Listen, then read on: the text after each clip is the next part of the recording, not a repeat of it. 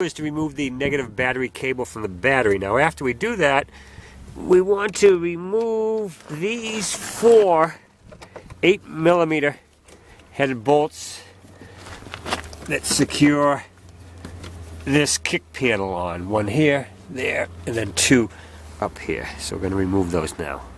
Okay, we just removed the last screw.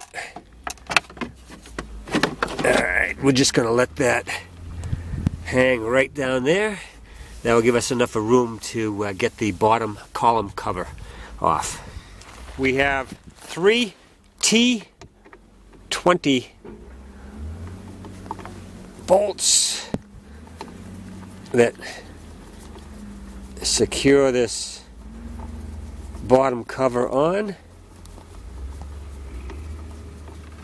Now after we remove those screws, we want to push in these little tabs on both sides of the cover.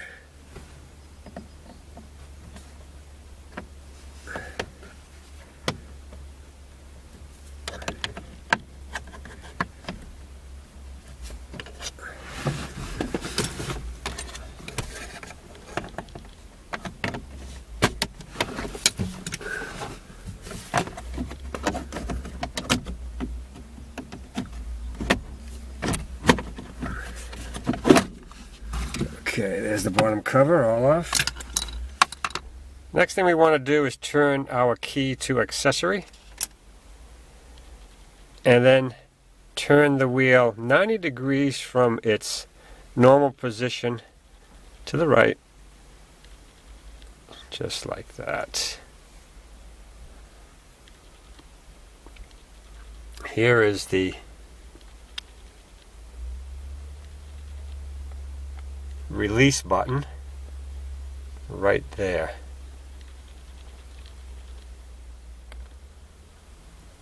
I'm using a 1/8 rod right here that I'm going to push in.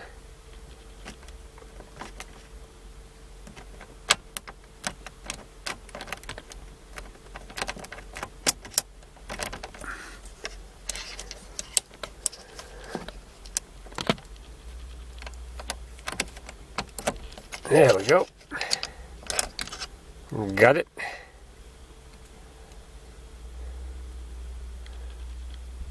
You can see the little piece right here I was pushing.